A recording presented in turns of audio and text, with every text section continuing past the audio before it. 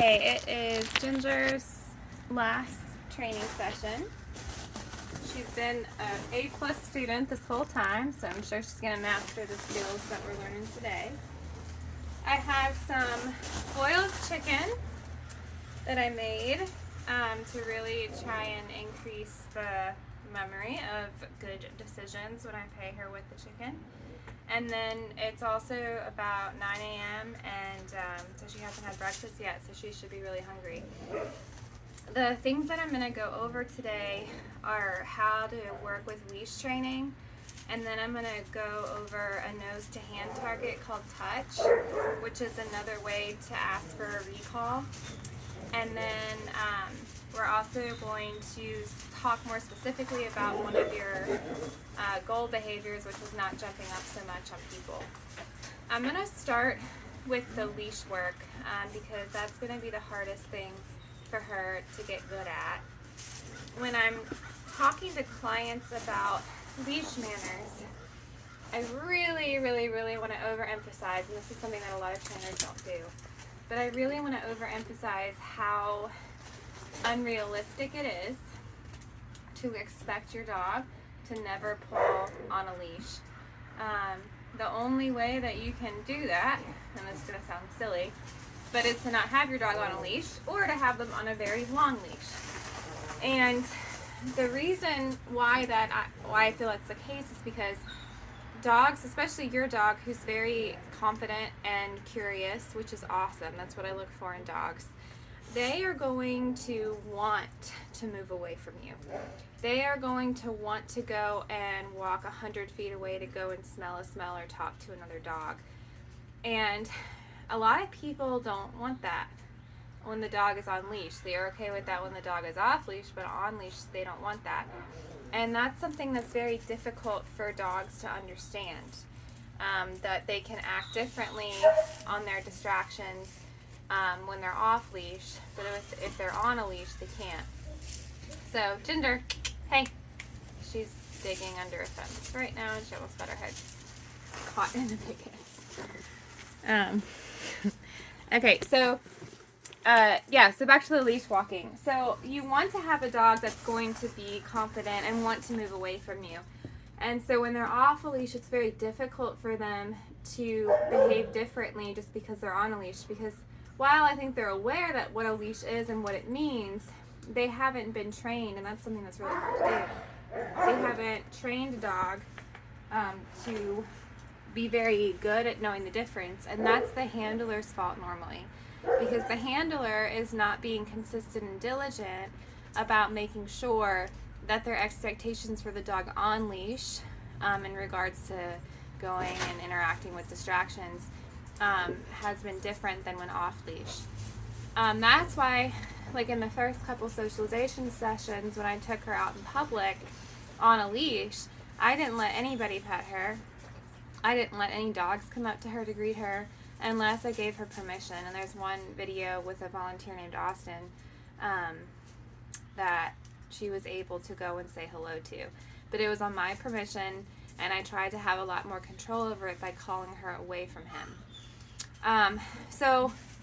Long story short, dog's always going to pull on a leash unless you have a really long leash, like 100 feet, or she's off a leash, because there's such a natural kind of conflict of interest in what the dog wants and what you want. So let's segue into, why do we even talk about leash walking or good behavior on a leash?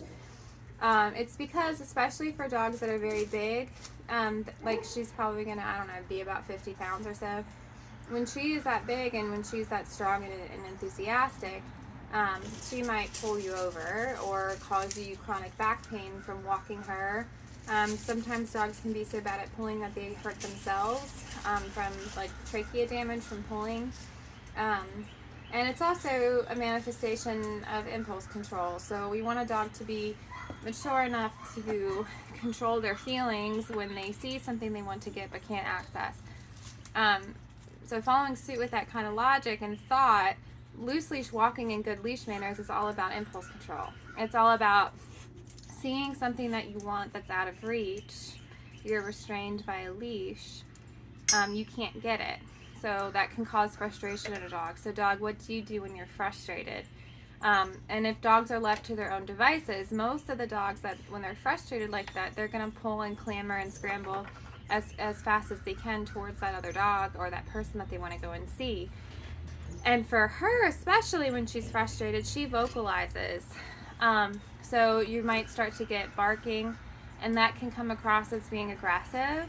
And you can accidentally create a dog that is called leash reactive because of frustration, a frustrated greeter.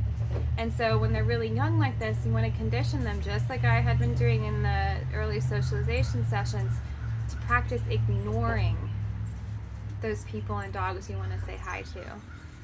And I really reinforce that by reframing the expectation of Ginger to never be able to go and say hello to a person or a dog when she's on leash unless I tell her to. And that's really hard for human handlers to do. But that is a most important piece of this. You have to tell people, no, you cannot pet my dog. You have to not allow her to go and say hi to other dogs unless you give her permission to. So that means that when you're out in public, 95% of the time, you're probably not going to allow her to go say hi to a person or another dog. Sometimes people are afraid that that will make their puppy miss out on positive human experiences and the dog will become asocial towards humans or dogs. I don't think that's true. It is for some dogs that are maybe born with a brain or a personality that makes them more shy and pessimistic about new dogs and people. This is not Ginger. Ginger seems like she's always going to have an optimistic outlook on people and dogs that she sees that are new. So we can count on that being in her. That's something that's very intrinsic and instinctual in her to be that way. So instead what we want to try and train is a toggle switch to turn that friendliness off. You want to try it as the handler, have control over that enthusiasm to go and say hi to people. So now let's transition over to talking about the training exercises that we do. When I'm working with a dog on leash skills, I want to try and train the dog to be relatively independent of me and still walk while on a leash. So what does that mean? That means that I don't have to tell her to heel. That means I don't have to tell her to focus on me. It's something that she does on her own. So the first thing that I train a dog is that eye contact when you're frustrated gets you what you want. And that's what we did in one of the first obedience sessions. And then the other thing that we're going to work on today is something called attention recall. So when a dog is on a leash and that leash is attached to their walking gear, so I like to have dogs behave well on a collar, and the no slip collar that I have. When she pulls towards something that she wants, she's going to create tension on that collar. And that is going to be the cue, if you will. That's going to be the hand signal, the verbal command, that physical sensation that she feels is going to be the cue to start the behavior of turning back around to me and not putting pressure on the leash. When she does that, I'm going to reinforce her with food. And then follow-up reinforcer is so long as that leash is loose, I'm going to allow her to go and smell that smell, access that resource that she wanted that was out of reach, so long as it's safe. And if we think back to the session with the human, that's where I said, okay, go and get it, or go say hello. And that's going to follow through in this. You can also say free if you want. Ginger, hey. Hey, come here. Good girl. All right, so I'm going to go inside and get a leash, and we're going to start training that tension recall.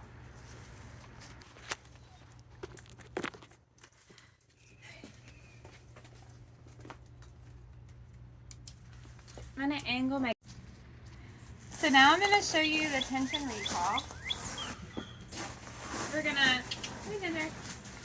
to toss a piece of food out of reach. We're going to wait for her, good, to double back to me. And so long as the leash is loose, we're going to go up to the piece of food that I dropped in the first place. Let me angle it. So we're going to practice the tension recall now. I'm going to toss a piece of food out of reach, and that's going to simulate the pull behavior. Good. And I'm going to wait for her to double back to me to refocus, and then let her get the food reward. That's one rep. So then we just start again. Good. And you'll start to notice that she doubles back a lot faster every time. Now the closer the food is to the dog, the harder it is for them to resist it. Good. So long as the leash is nice and loose, you advance towards the chicken. If on the way to the piece of food had dropped out of place, she started pulling again, you'd have to stop. Good, and wait for the dog to give you that impulse control. This exercise is easy for dogs that are very food driven. If you have a dog, good. If you have a dog that prefers human interaction or dog interaction over food interaction, you can see how it would be a lot more difficult to convince the dog to ignore that person or dog for a food reward. Good, so she just straight up ignoring it now. Alright, so that's the tension recall.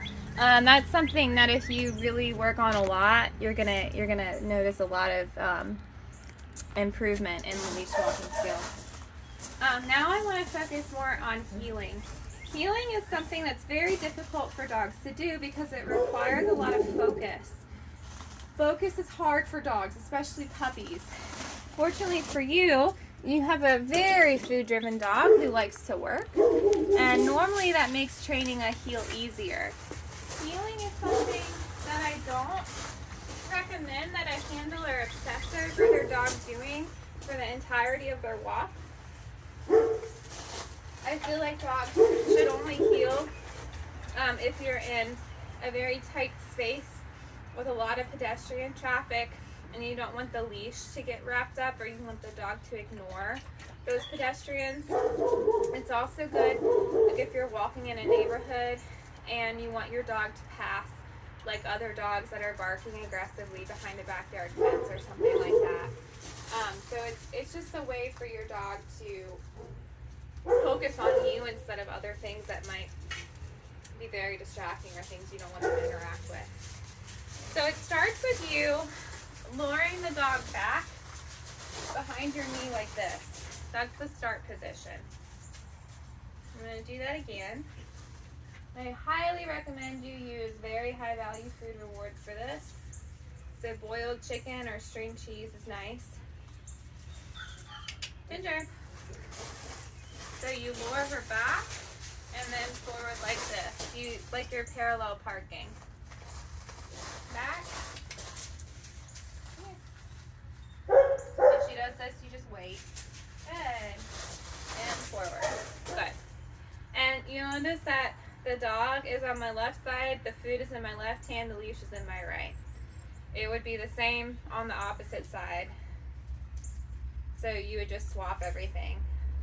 So food in your right hand, dog on your right side. And twirl them around like this. Good. Okay, so it'd be the same. Now let's talk about how to keep your dog in that position. That's the hardest part. So to keep your dog in the heel position, you're going to try and train them to focus on your hand. Hey, Ginger. Come on. Beep. So I'm going to lure her around. I'm going to straight up lure her, so just let her follow your hand at your sides and pick it up briefly, then bring it back down. Good. And as she gets better and better at this, I'm going to pick my hand up for longer periods of time.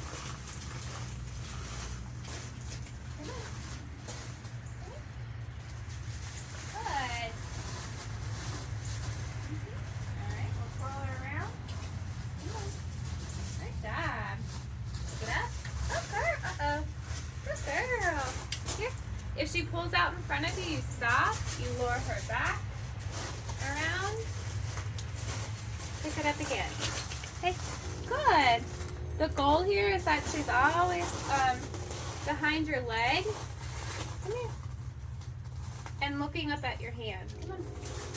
Good. Up. Okay, Ginger. Good. I'm reinforcing the eye contact that she gives me.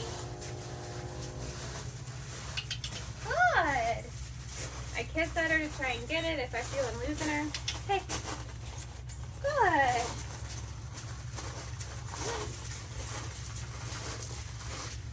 Good.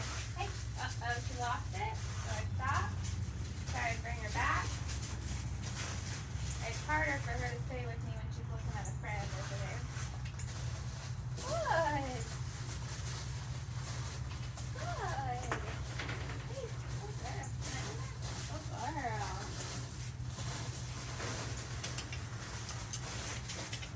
She lost it, so I bring her back. This one takes a lot of practice. Good girl. Hey, Ginger. Uh-oh. A lot of times puppies will sit and lag behind like this. To remedy that, I'm going to show you something else you can do. I'm going to try my best to keep her off the gravel because I don't want the chicken to fall in between. So, it's called 2 steps and a treat. So you still bring her back, but instead of giving chicken from the hand,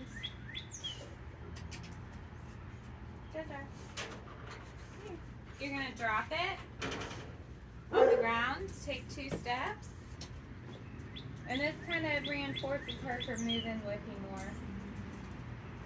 Yep, Ginger, it's like a breadcrumb trail. Good. 1. Drop it. Good. 1, 2. Drop it. Good. And then you just repeat it. Drop it. And again, this kind of conditions her to walk with you.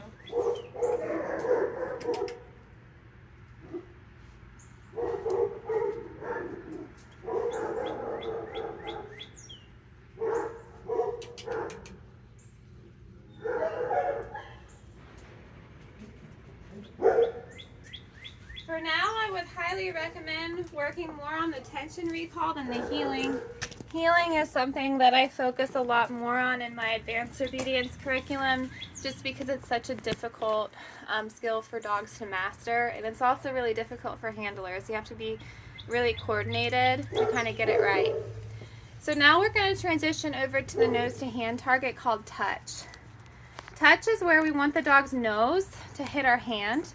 It's a great way for us to redirect and focus our dog onto us, so it's another recall. And dogs tend to like this exercise a lot more than just being asked to come when called. She doesn't need to be on leash for this, so I'm going to unclip her leash. And I'm going to start her out by not being that far away from me. So I'm going to hold chicken in my left hand, nothing in my right, because I'm right-handed. And I'm going to drop my hand down right in front of her face and say touch. Ginger, touch. She thinks I'm supposed to lay down, so I'm going to wait her out. Good. Now, this is a good exercise because dogs are already conditioned to want to check out your hand because they had chicken in it. Touch. Good. You want the dog to move into your hand, too. It's not you going into the dog, it's the dog moving into your hand. Ginger, touch. Good. If she doesn't get it at first, you're going to wait her out. Touch. Just like this. She thinks a down works. Good. Trying to let her know that something else works too. As she gets better and better, we're going to try and get farther and farther away from her. Touch. Now she's in a down right now. But she thought that's what I wanted because it's worked so much in the past couple days. And when a dog is in a down, it's a lot harder to convince them to get up. Ginger! You also want to get eye contact from them first. Touch. Come on. You can get it. Good. That was really important for her. Ready? Touch. Good. Starting to get the hang of it. Ready? Touch.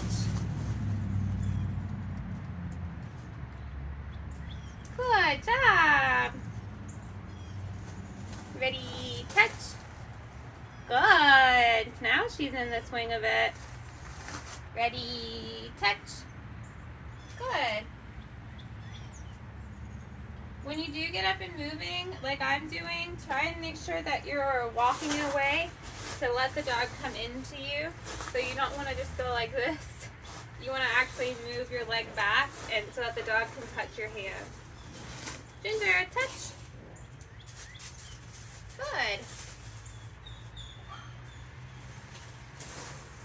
Ginger, touch. She seems a little bit hesitant to go on the pea gravel this morning. I'm not sure why. Touch. Come under, yay!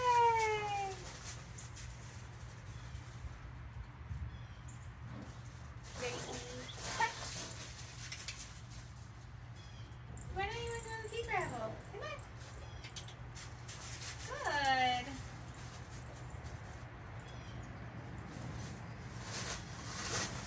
Ready, Ginger. Touch. Good. So she's doing it the full length of this yard now.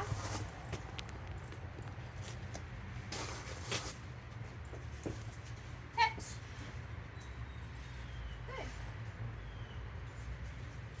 You can combine this skill with a lot of other ones like sit, wait.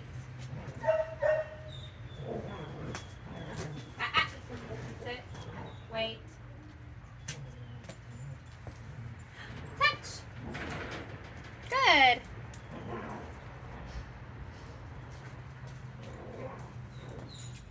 Ginger, sit, wait, wait, sit, wait, wait, wait, touch. Good. Ginger, down. Wait. Wait. Down. Ginger, down. Lay down.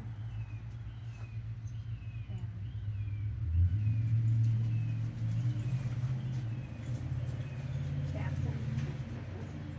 Good. Wait.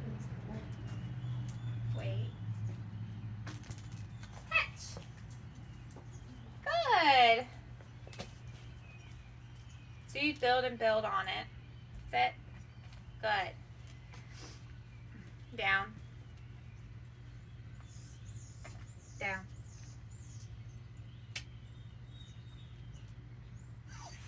You know it. Ginger. Come here. Down.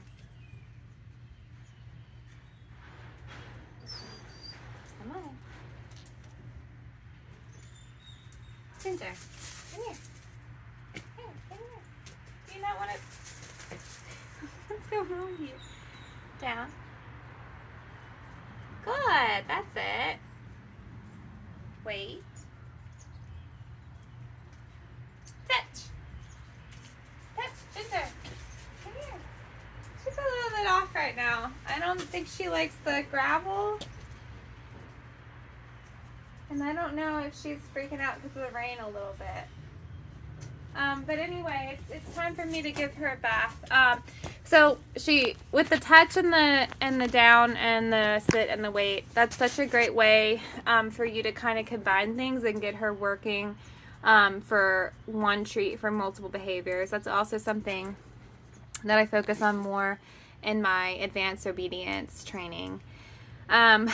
So just takeaways from this lesson are with leash walking. It's very difficult to master. It's all about impulse control and learning to ignore distractions.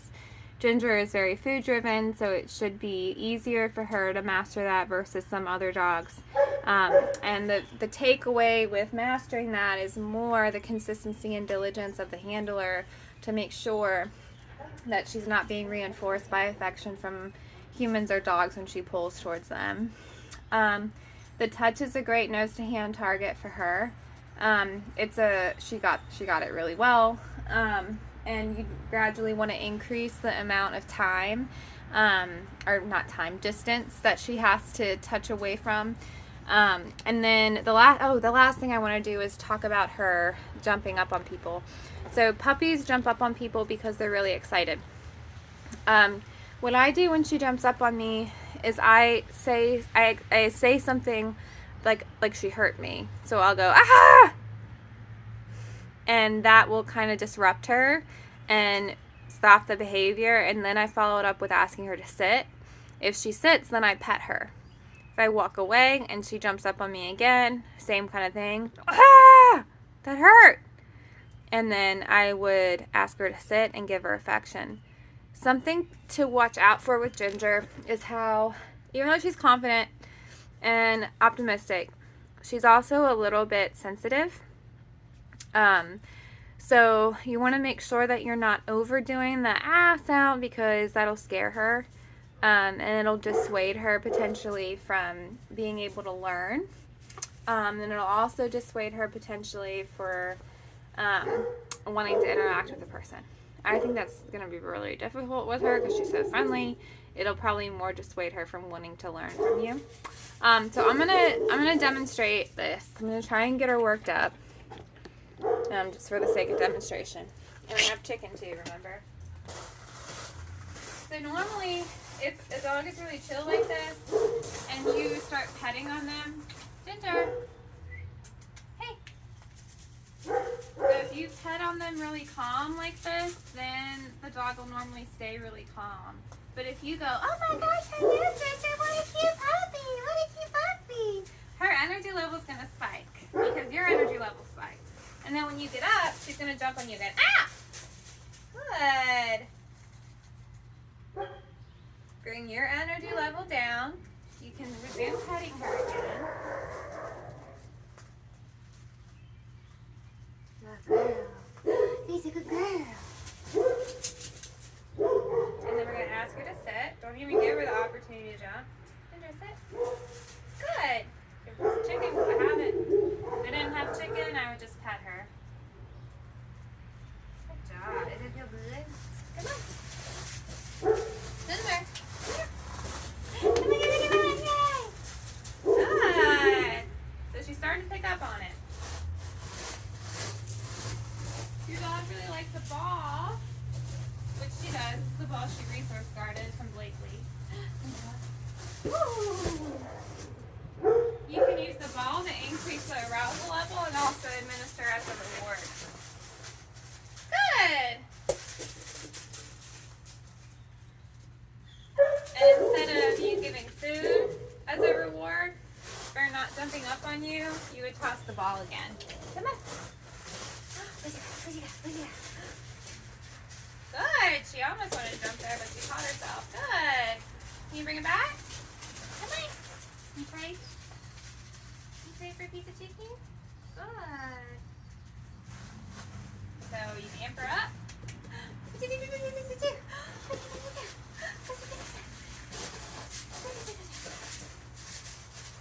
She caught herself again. Always using that marker word good to let her know she did what you want. Come on. Ginger. Trying to build a retrieve in her. Good. You ready?